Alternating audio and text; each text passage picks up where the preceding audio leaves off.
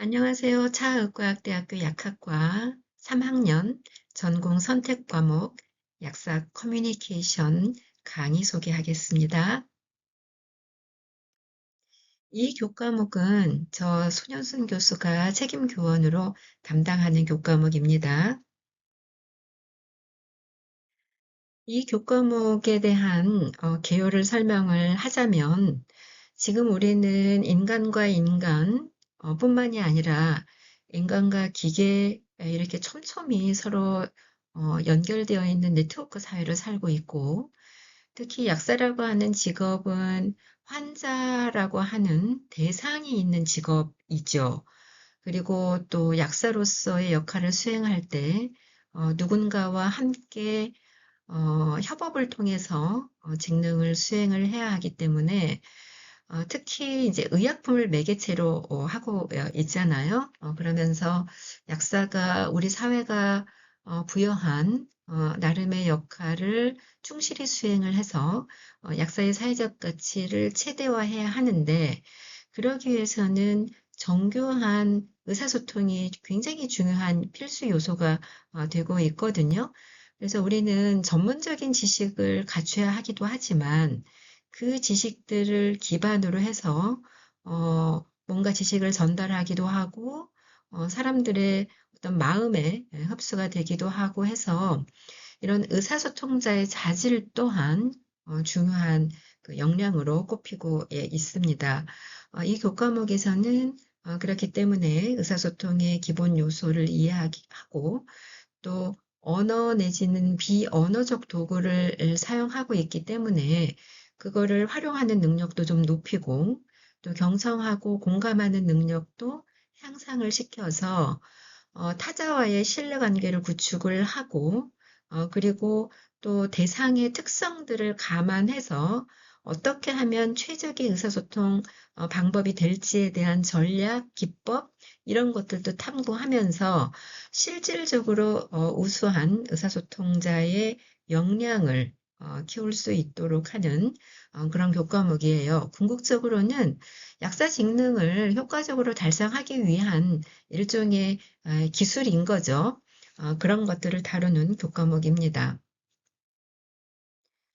세부적인 수업 목표를 살펴보면 의사소통의 가장 기본이 개인과 개인 간의 의사소통이죠. 이때의 구성 요소가 무엇인지 각각의 특성은 무엇인지도 살펴볼 거고요.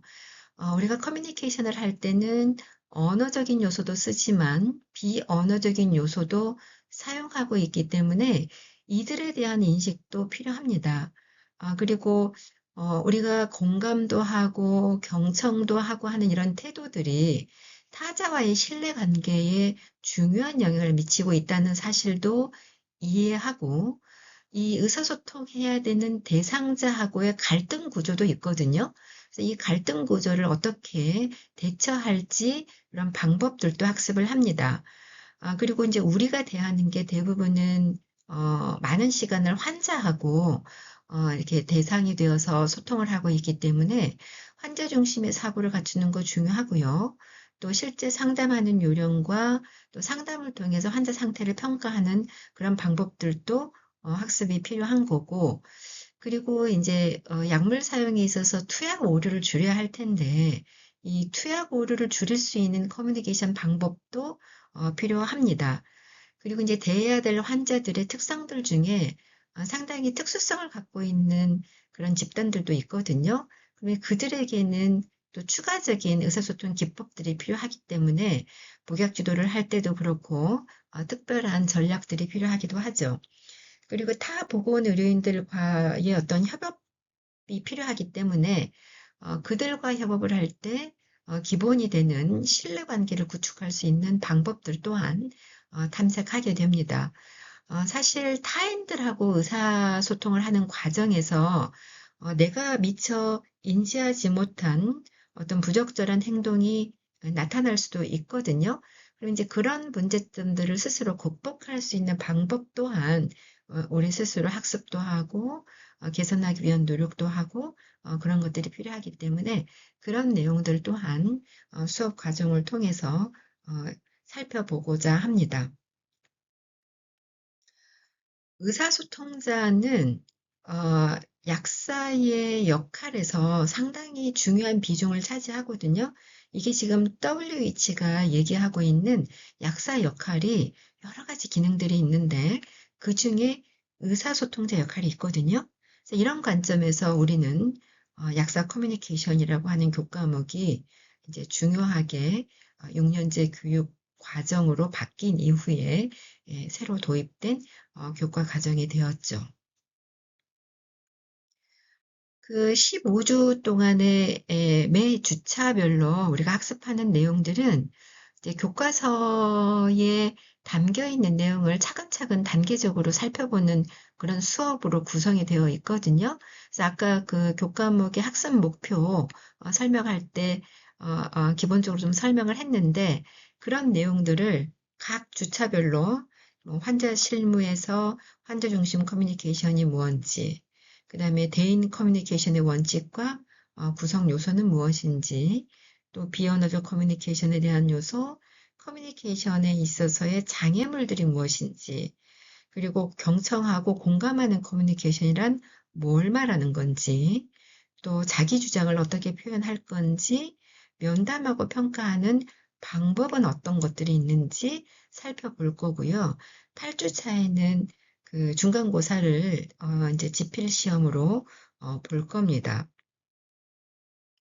중간고사 이후에는 환자의 약물치료법 관리를 돕는 방법들, 의약품 안전 사용을 위한 커뮤니케이션 기법들, 그리고 특수한 도움이 필요한 환자와의 커뮤니케이션 전략으로 그게 고령자, 장애인, 희귀난치 질환자, 말기 환자, 정신질환자들을 포함할 거예요.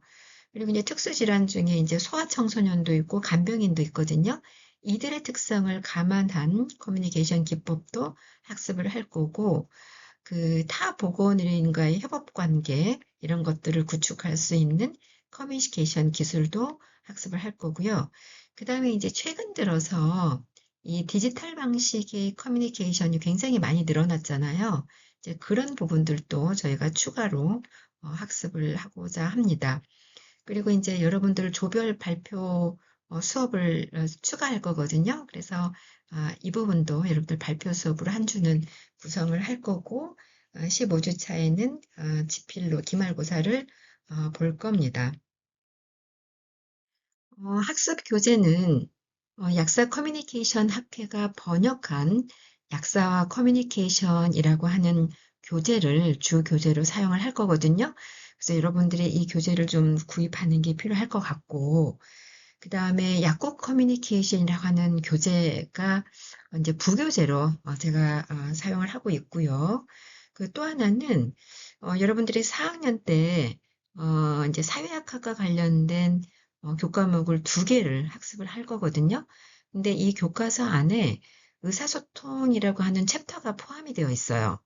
그런데 그 챕터에 있는 내용을 4학년 때는 제가 다루지 않을 거고, 지금 이 약사 커뮤니케이션 수업 시간에 그 챕터를 다룰 거거든요. 그래서 그거를 여러분들이 참고로 알고 있으면 될 것 같아요.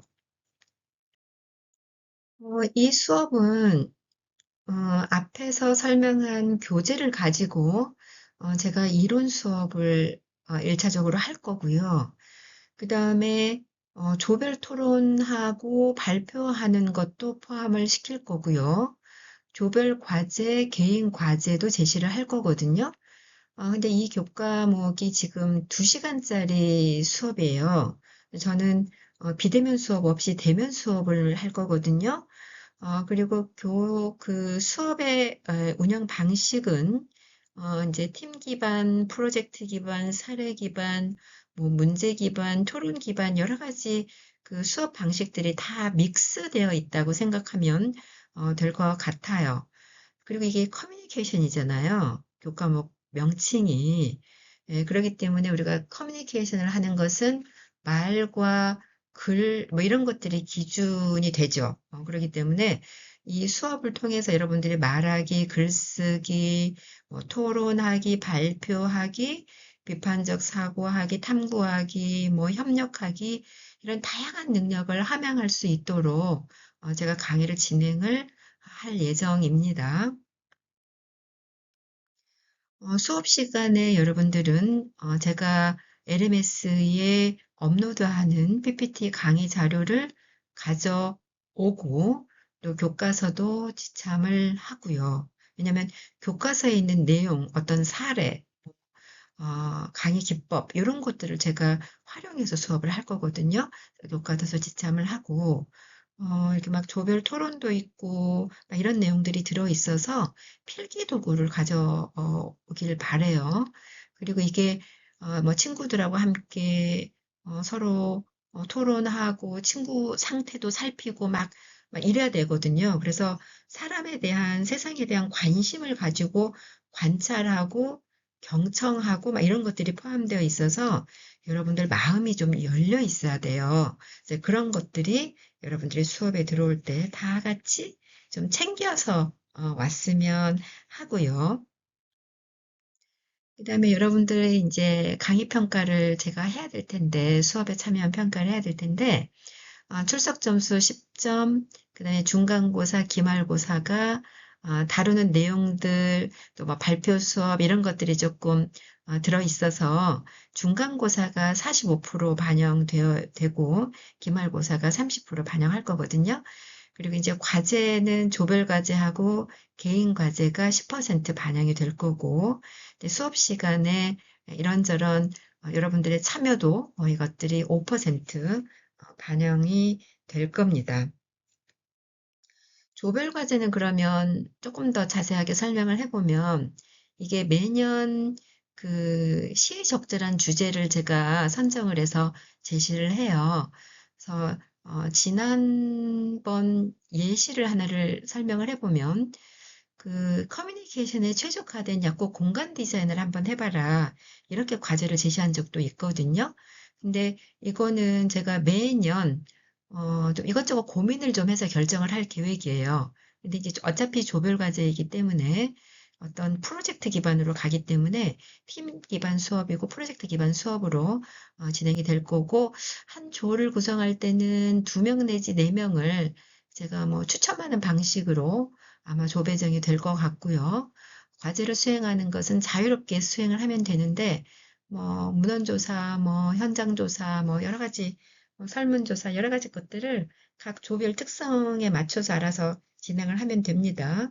그래서 조별로 수행하는 과제를 PPT로 발표하고 그 발표 과제를 저한테 제출하는 방식이고 과제를 평가할 때는 이 실제 과제를 수행한 질적 수준을 제가 평가를 해요. 그래서 과제를 제시했을 때는 나름대로 취지가 있었을 거 아니겠어요?